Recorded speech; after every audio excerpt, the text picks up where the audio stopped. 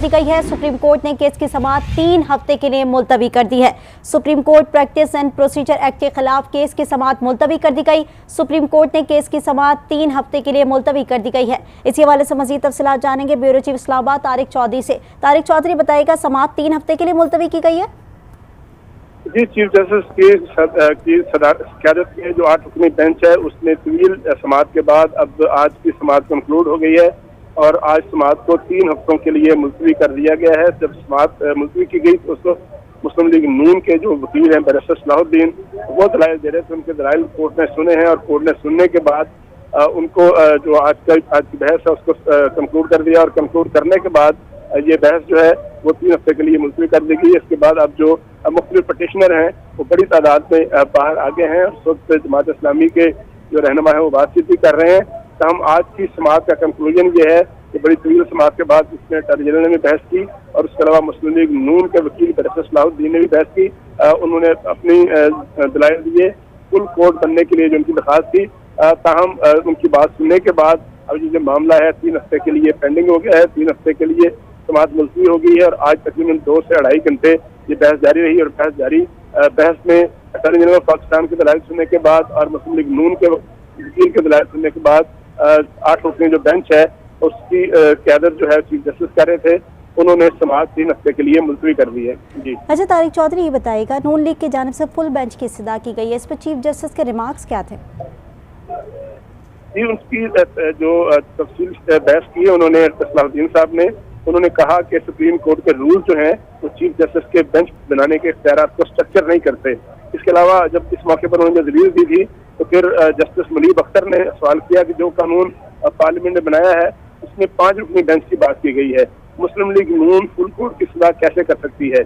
जिस पर बैरिस्टर सलाहुद्दीन ने कहा कि चीफ जस्टिस साहब जो हैं वो बेंच की तश्कील का हुक्म देते हैं। जिस पर सवाल किया गया जस्टिस आयशा मलिक साहबा की जानिब से जो रोजाना की बुनियाद पर मुकदमात आते हैं, तालीम के इतराज़ात पर अदालत फैसला करती है। सलाहुद्दीन साहब ने कहा कि माजी में कई ऐसे फैसले हैं जो कि जानबदारी पर मबनी जो है वो किए गए हैं। इसके अलावा साइलिन जो है अदालत में पेश होकर अपना मौक़िफ़ भी पेश करते हैं। मुस्लिम लीग के वकील ने दौरान समाअत दरखास्त में जो मौजूदा बेंच है उसकी तश्कील पर भी इतराज़ उठाया है। हम जब समाअत मुलतवी हुई है, समाअत कंक्लूड हुई है, उस हवाले से कोई फैसला चीफ जस्टिस साहब ने यह बेंच ने नहीं सुनाया। समाअत हो गई है, समाअत के बाद इसकी ये भी कहा जा सकता है, हो सकता है कि आज इस हवाले से आज की समाअत के हवाले से कोई तहरीरी फैसला आए। लेकिन अटॉर्नी जनरल की जानिब से जो फुल कोर्ट बनाने की दरखास्त दी गई थी और उसके अलावा जो मुस्लिम लीग नून की तरफ से दरखास्त दी गई थी उसको सुन लिया है, लेकिन सुनकर अभी तक कोई इस हवाले से फैसला नहीं किया गया। जी अच्छा, ये बताएगा, अटॉर्नी जनरल को हमने देखा कि वो बजट थे कि फुल कोर्ट बना दिया जाए, फुल बेंच बना दिया जाए और उसी पर तमाम तर जो भी केसेस हैं वो सुने जाएं। तो अटॉर्नी जनरल जब दलाइल दे रहे थे तो किस तरह की गुफ्तगू थी, किस तरह की उनकी बॉडी लैंग्वेज थी? देखिए, अटॉर्नी जनरल पाकिस्तान ने तो बड़ी तफसील से वजूहात बयान की हैं जिन बुनियाद पर उनके पटिशनर जो हैं उनके मुवक्किल समझते हैं कि फुल कोर्ट बनने चाहिए। उन्होंने कहा कि ये जो रूल बने थे फुल कोर्ट के हवाले से ये 1973 में बने थे और उसके बाद उनको 92 में भी उनको अपडेट किया गया था। लेकिन जब रूल बनते हैं तो वो रूल फुल कोर्ट ही बनाती है, तमाम जजेस बैठते हैं तो वो फुल कोर्ट वो जो रूल्स हैं वो उनकी तशकील देते हैं। जिस पर उनको जवाब दिया गया कि वो जो रूल्स बनाए गए थे वो इंतजामी नौयत के थे।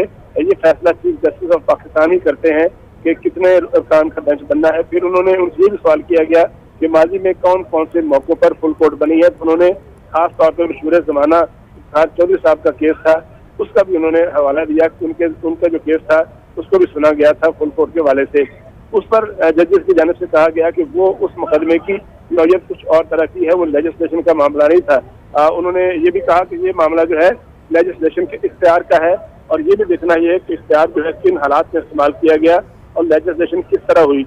इसी तरह उन्होंने जो उनके जजेस पर तश्कील पर जो इतराज़ था उसके हवाले से जब उन्होंने कहा कि जस्टिस फाइज जैसा केस है उसमें जब उनसे कहा गया था कि वो इसलिए केस ना सुने क्योंकि उनके खिलाफ एक केस चल रहा है ऑलरेडी सुप्रीम जुडिशल काउंसिल में, तो उसके बारे में भी जवाबात जो है वो जजेस की जानिब से दिए गए हैं। तो जो बैरिस्टर सलाहुद्दीन साहब हैं उनके जो दलाइल थे बड़ी तफसील थे। उन्होंने कहा कि हुक्म इम्तना के लिए पहली मरतबा कानून पर अमल में रोका गया है। बड़ी अहम दलील दी उन्होंने कि ये पाकिस्तान की तारीख में पहली बार हुआ है कि कोई कानून बना है और उसके खिलाफ उसमें इम्तना दे दिया गया है। उन्होंने ये भी कहा कि फुल कोर्ट के लिए जो बेंच दरखास्तें हैं वो मामूल में दी जाती हैं। काजी फैज ईसा केस में भी फुल कोर्ट बेंच तश्कील दिया गया था, लेकिन जिस पर जस्टिस एजाजुल अहसन साहब ने कहा कि जस्टिस फैज ईसा केस का मामला चीफ जस्टिस को भिजवाया गया था। चीफ जस्टिस को फैज ईसा साहब का केस नहीं सुन रहे थे और जिस पर जस्टिस साहब ने कहा कि 7 रुकनी बेंच जो है उसने फुल कोर्ट तश्कील देने की बात की थी। आज जब अटॉर्नी जनरल के बारे में आप पूछ रहे हैं तो अटॉर्नी जनरल साहब ने जो जुल्फ़िकार अली भुट्टो साहब का मुकदमा था मुशर्रह ज़माना जिसमें उनको फांसी दी थी, उसका भी उन्होंने हवाला दिया। तो उस वक्त जो है 9 रुकनी फुल कोर्ट बनी थी और 9 रुकनी फुल कोर्ट ने उस हवाले से सारी समाअत की थी, क्योंकि उस वक्त के चीफ जस्टिस पर भी इतराज़ात किए थे, लेकिन फैसला उन्होंने किया था। इस तरह आज जो बहस थी अटॉर्नी जनरल ऑफ पाकिस्तान और बैरिस्टर सलाहुद्दीन और जजेस के दरमियान, फुल लार्जर बेंच के दरमियान, वो माजी के मुख्तलिफ मुकदमा जो थे और मुख्तलिफ जो प्रेसिडेंट्स हैं अदालतों में उनके हवाले से होती रही है। क्योंकि जब भी किसी वकील ने कोई केस पेश करना होता है तो आइन और कानून के अलावा जो माजी की प्रेसिडेंट्स होती हैं, जो जहाँ कोर्ट फैसले दे चुकी होती हैं या कुछ नज़ीरें मौजूद होती हैं, उन नज़ीरों की रोशनी में ही बहस की जाती है। आज चीफ जस्टिस साहब ने समाअत के आगाज पर यह भी पूछा था कि जो रिकॉर्ड मंगवाया गया है, जो मवाद मांगा गया है उस इजलास का जिसमें ये बिल बना था, जिसमें कानून बना था, इसके अलावा उनसे ये भी पूछा गया तो जो पार्लियामेंट कमेटियों की प्रोसीडिंग हुई थी उसके रिकॉर्ड के हवाले से सुप्रीम कोर्ट ने हुक्म जारी किया था, तो उस पर क्या बना। तो उन्होंने कहा कि अटॉर्नी जनरल ऑफ पाकिस्तान ने कहा कि स्पीकर जो सेक्रेटेरिएट है, कौमी असम्बली सेक्रेटेरिएट है, उसको कह दिया गया है और उससे रिकॉर्ड मंगवा लिया गया है, उसको रिकॉर्ड देने की दरखास्त की गई है और कल तक उनको तवक्को है कि इस वाले से कोई डेवलपमेंट होगी।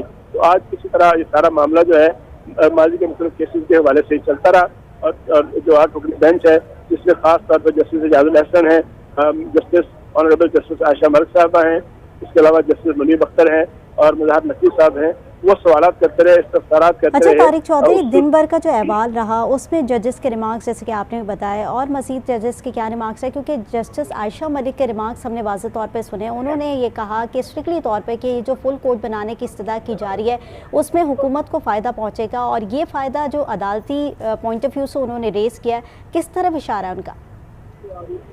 देखिए, जब कोई समाअत चल रही होती है तो जजेस सूरत को समझने के लिए और अपनी अंडरस्टैंडिंग के लिए कि कौन सा आईनी और कानूनी नुक्ता है और उसका क्या पस मंजर है, तो उस पर सवालात करते हैं, इस्तफसारात करते हैं। तो जस्टिस आयशा मलिक साहबा ने कहा कि लगता यूँ है कि हुकूमत जो है फुल कोर्ट की इस्तदा इसलिए कर रही है कि उनको फायदा पहुंचे, जिसका जवाब अटॉर्नी जनरल ने दिया था। जाहिर है ये मामला चूंकि कंक्लूड नहीं हुआ, अभी इस बात का तय नहीं हुआ जज मौजूद बेंच की जानिब से कि क्या उन्होंने अटॉर्नी जनरल ऑफ पाकिस्तान की जो अपील है, जो दरखास्त है, उसको मेंटेन रखा है, उसको उस पर उन्होंने फैसला करना है, उन्होंने पॉजिटिव फैसला, उन्होंने यश करना है, कोर्ट की तशकील करनी है नहीं करनी। जब तक इस हवाले से कोई फैसला सामने ना आ जाए, तहरीर तौर पर उस वक्त तक नहीं कहा जा सकता कि जो दलाइल है वो किस रुख में जा रहे हैं, किस ठीक है तारिक चौधरी, आपसे मजीद भी बात करेंगे। इस वक्त फवाद चौधरी सुप्रीम कोर्ट के बाहर मीडिया से गुफ्तगू करें, आपको बराह रास्त के